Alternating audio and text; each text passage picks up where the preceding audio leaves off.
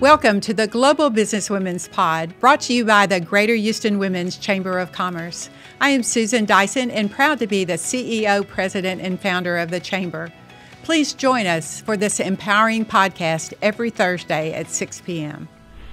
Ladies and gentlemen, please welcome to the stage our next keynote speaker, best-selling author and senior editor of the New York Times, Jyoti Thottam. Hello, good afternoon. How are y'all? Good. I just wanted to thank you for the warm welcome. So wonderful to be back in my hometown, the great city of Houston. I have my sister, my parents here. And I just want to thank you so much for inviting me. And a special thank you to Susan, who made this happen. I don't want to embarrass you, Susan, but I wanted to just tell you a little bit about how this came about. You know, I live in New York. I'm an editor at the New York Times, and I got a message actually on LinkedIn, I think, Susan. Susan got in touch with me, like we didn't know each other before, but she was so enthusiastic about my book, and she just said, you know, we'd love to have you, speak at our conference one of these days. And I said, wow, I was so impressed by her energy and her enthusiasm. And then sure enough, I was on a visit and the dates worked. I was so pleased. So I just wanted you all to know, this is really Susan's vision and that imagining things that are possible. And I'm just so glad to be part of it. So thank you, Susan. And I'm honored really to join you all today here for this Summit for Women. I mean, I can't tell you, working in journalism, which, frankly, is still a field that's dominated by men, it's just wonderful to see so many women from so many different fields: finance, healthcare, the health professions, entrepreneurs, technology, and so many others that I'm not even sure of, gathered here in one place. I mean, this is a gathering of so much incredible talent and ambition. I mean, just listening to the panel a little earlier today, I feel like I was already taking notes, things that I'm going to take back with me to New York. But this is a place where I know you all are going to inspire each other, learn from each other, to do things that you haven't even imagined yet that you can do. And that idea of women helping and inspiring each other, that's something that I spent years thinking about, researching, and writing for my book, Sisters of Mokama. So I know most of you haven't read the book yet, and that's okay. I love talking about it, so I'm just going to tell you a little bit of the story. My book is an amazing true story of 6 Catholic nuns from Kentucky who went to India in 1947 to start a missionary hospital.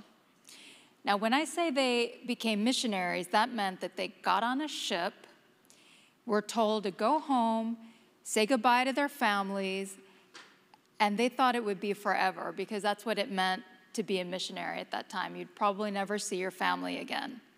So they got on that ship and they went 8,000 miles away to India, to Bihar, which, if any of you are familiar with that part of the world, Bihar it's not just any place in India. It's one of the poorest and most difficult parts of India, even today.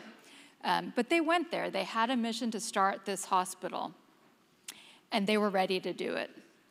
Now, when they got there, they really didn't know what they were getting into or what they would find. But when they got there, they realized that what was meant to be a hospital was actually just an empty warehouse. It had no electricity, no running water, no doctors. There weren't even any nurses other than 3 of the original 6 sisters who had come on that ship. They had no medicine other than what they had brought with them in the cargo hold of the ship.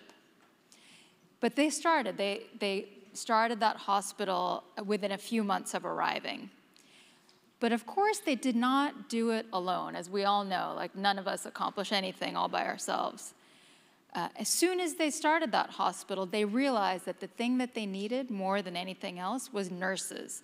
I mean, nurses are the backbone of any hospital, really.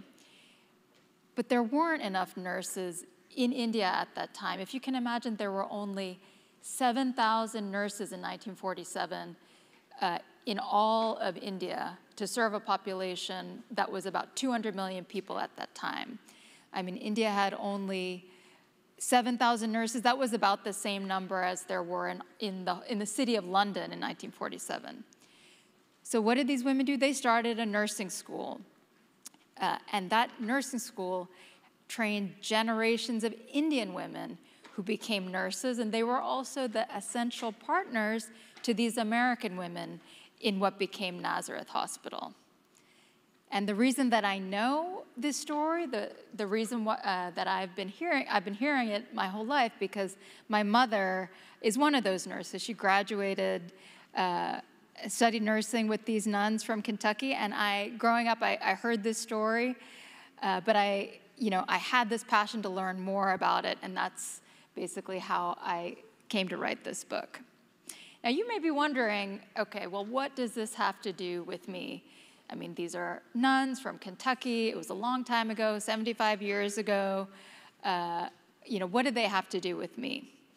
But that's really what I want to talk to you about, because there is so much about this story that is relevant today, so much to learn from these resourceful and gutsy women. So that's what I actually want to spend some time with talking to you all about, because in the years that I spent getting to know these women through their stories, I was also able to interview the youngest of the original six sisters, Anne Roberta Powers, before she passed away. There are a few lessons that I learned that I come back to over and over again, and I wanted to share some of them with you today. The first one, it's really my favorite because it's something that just encapsulates everything that they were trying to do in the years that they were starting the hospital. And it's sort of part of the motto of the order, the Sisters of Charity of Nazareth. It goes something like this: venture forward even if you don't know the way. Now these sisters, they call it part of their charism. It's sort of like their guiding philosophy, their mission statement, and every order has one. It just kind of expresses a little bit about what is it that makes their order different from other orders. You might have one for your business, for your team, even something for yourself. Now, this order has its roots in Kentucky. It's actually hundreds of years old, and it was started back when Kentucky was a real frontier. So that phrase, that motto, really captures the frontier spirit that guided these sisters in everything that they did. I mean, these women were pioneers in so many ways. The sisters, before they were pioneers in India. I mean, before they had started this hospital, none of them had ever left the United States. Most of them had never even left Kentucky, but they got on that ship and they were willing to take on this mission. And it's not just them. I mean, the Indian women, too, the young women who became nurses, they were pioneers of a sense also. I mean, the women in the book whose stories I tell, they were coming from not an area near Bihar. They were, most of them, coming from villages in India hundreds of miles away. Many of them had never left their villages. I mean, some of them had never even seen a train before they got on a train and went hundreds of miles away to study nursing with a group of American women whom they had never met before. They were going to a place that was so remote and different from what they had known. It was almost as if they were going to another country. So they didn't know, none of them, they didn't know what they would find or what they would do. One of my favorite stories about the nuns is when they got there and they realized, there's no running water here, there's just a well, but they were so committed to giving the best standard of care possible that they could, even in this very poor part of India. They said, if we're going to set up an operating room, which they were fully intending to do, we need to set up some way of having running water so the surgeon can wash their hands properly. And it needs to be purified water also if you're doing surgery. So they said, well, we're from Kentucky. We know how to set up a still. And that is exactly what they did. They set up a still behind the hospital, purified the well water, and that is how they did their surgery. So I'm telling you, they didn't know what they would have to do when they arrived, but they found a way. Similarly, the young Indian women, when they got there, some of them didn't even really know, well, what is it that I'm going to be doing? They had this passion to leave home, to be independent, to find some kind of profession. I mean, this was in the early 1950s. Some of them in India at that time, it was very unusual even to just sort of leave the house, leave your village without a family member present. And these women were going, these young women, they were only teenagers, some of them, when they left home to study nursing. And when they got there, they realized, these American women, they're not even sure what to do with us. They weren't sure, some of them, could they even be fully part of our order, fully part of our community? So it was one of my favorite stories is the first group of young Indian women who wanted to join the order. They weren't all intending to be nurses. Some of them really wanted to be nuns, too. But this was an American order that had never had Indian women as part of their community. So they really weren't sure about this. But these young women, they got there and they said, we're here. We want to be part of your community. One day they just didn't show up for Mass, for daily Mass. And the American women said, well, wait a second, what's going on? And they realized that these young novices had decided to go on strike. They said, you know what? We're not going to church until you make us fully part of your community. And let me tell you, that was not an easy thing for these women to hear, to confront, but they were willing to change. And they said, okay, you know what? These women want us to adapt to this new place that we've come to, and we're willing to do that. And this is just something that I think about all the time, so many of you as well, you're pioneers in your fields, in your communities. Maybe you're the first person in your family to leave home, to leave your small town. There are so many moments when you're going to have to move forward, but if you wait until you know exactly where and how and when, well, that opportunity might just pass you by. And that willingness to venture forward even when you don't know the way, to me, that's what makes a real pioneer. Now, the second lesson that I took from these nuns, and let me tell you, I've spent a lot of time in convents and with nuns over the years. The second one is a little surprising, and that is to keep your time sacred, but as part of that, keep your time for fun sacred as well. Now, what do I mean by that?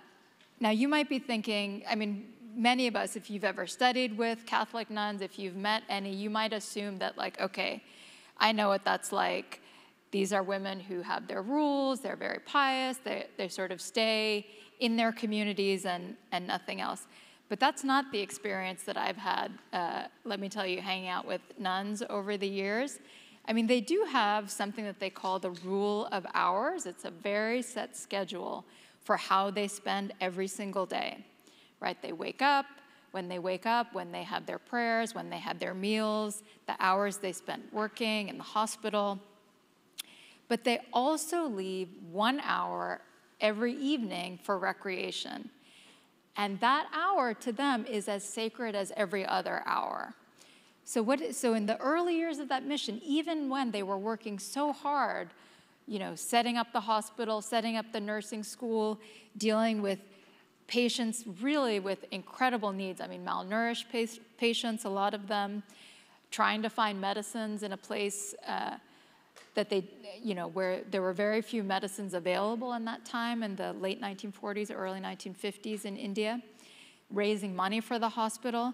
But they kept that hour every evening. When they didn't have electricity, they would set out their kerosene lamps. They would spend that hour writing letters home, sometimes just talking about the day, funny things that happened, a difficult case that they had to deal with.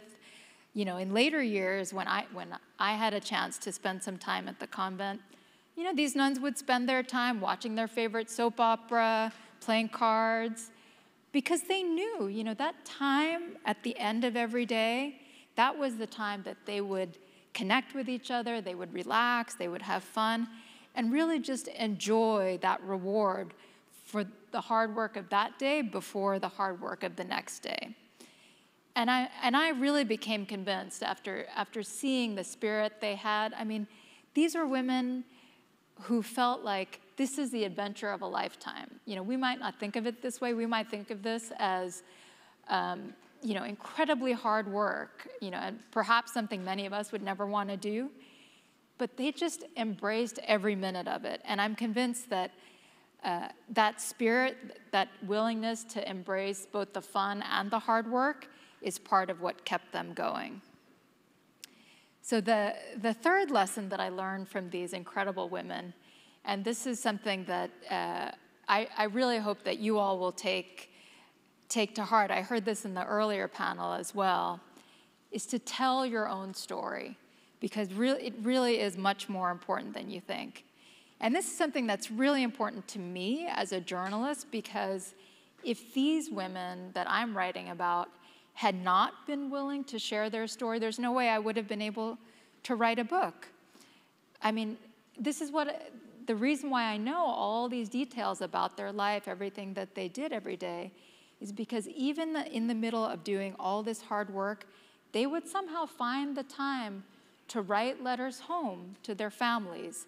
They kept something that they called a mission log. It was like a day-by-day account of everything that happened each day in the hospital, good, bad, you know, who came to visit, how many patients were there. They kept incredible records. They kept, you know, some of them kept journals. They wrote home to their families. They wrote home to the mother house. And they were doing all of this. They were willing to write, you know, even the things that were complicated, you know, when the people in the village were not, in the town were not really very welcoming to them, when there were, you know, there were really difficult, heartbreaking cases of children whom they were not able to save. All of that was there in the records. You know, it was, and I was just captivated reading all of this. So, and it was also, you know, one of the things that made it possible for me to do this. The women in my story, also the nurses, they were willing to tell me, to remember their stories and tell me what had happened. And you know, what I found is that I had to really overcome a certain reluctance for them to share their stories, you know, because they thought, well, this is just the life that I live. Like none of us really, when we're living through an incredibly difficult time, none of us think, oh, this is part of a big historical event. But really, that, you know, look at what's happened in the last couple of years. All of us have lived through so much incredible change. I mean, we've all come through this difficult period. And I hope some of you, if you aren't already, have been writing down, you know, everything that happened.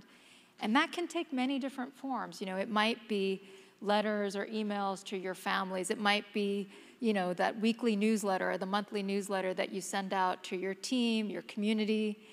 I mean, whatever it is, like, I really encourage you to write down what's happening to you and share it with other people. Because, I mean, that is what, like, those stories, that's what's going to inspire the next generation in the way that I was inspired by these women in my story. So that's the thing that I just want to leave you with today, just to remember that you all are also making history, even if you don't know yet exactly what that is. So Susan, I just want to thank you again for having me and allowing me to be part of this day. And I'll be around a little while this afternoon. Well, we're excited that Jyoti's going to stay and have a book signing, so we're very excited that she will be here. But we can't thank you enough, and we hope that this just is the start of a relationship. What I would love to propose is if you could help us influence the media and how they portray Texas women sometimes in the media. It always aggravates, since you're one of us. You're one of us, so it'd be great to have your partnership. So Here's a gift for you. Great, thank you. And we'll stay up here on stage. Why don't you come over here by me? I'd like to welcome her mother to the stage. Jyoti Thottam, would you please join us on stage? We are so honored and inspired to meet you after hearing so much about you. And we want to recognize you for your unselfish, amazing contribution to humanity. Jyoti is a registered nurse, now retired, with 30 years of experience as a recovery room nurse at Methodist Hospital. Methodist, give you a big round of applause.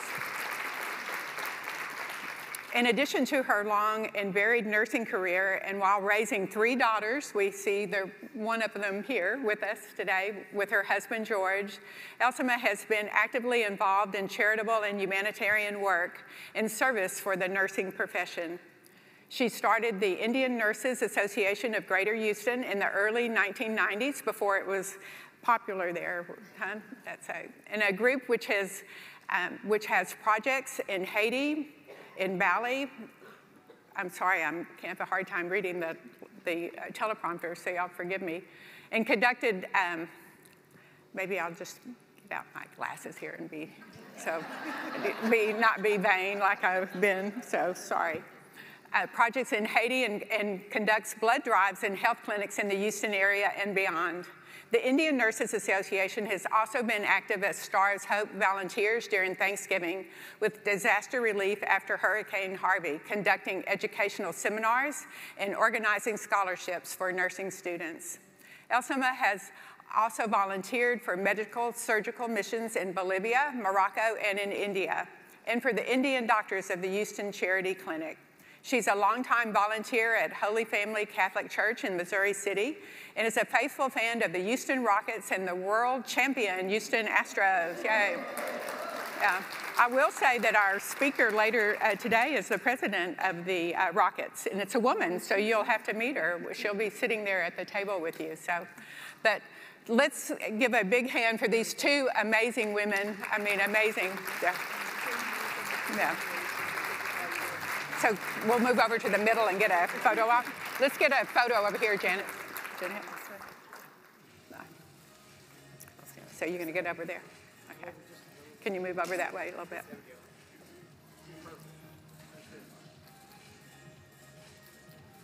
Okay. Another thing that I know that is dear to our heart is the history of women. I mean, I don't know that you've ever been recognized for everything that you've done. And, you know, we look at movies like Hidden Figures. You know, there's so many women out there that are not recognized in history. So we would love, in your position there with the New York Times, if maybe we can partner with you about bringing more light to women that have done amazing things. So thank you so much for taking the time to come and be here.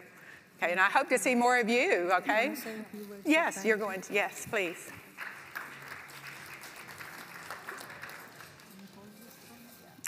You want me to take them? Here, I can take them.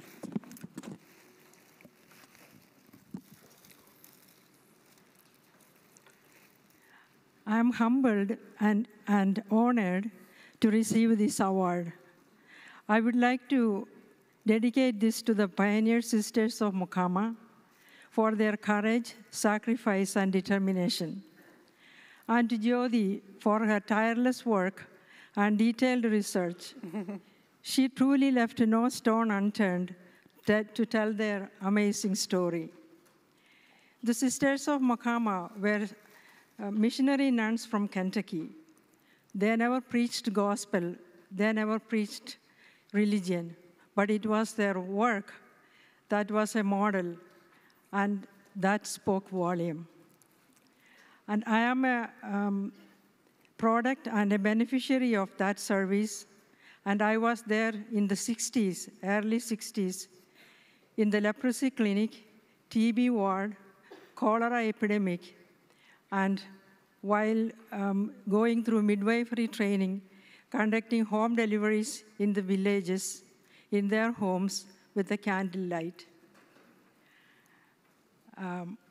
I humbly accept this award when you honor me You honor all those amazing women that came before me.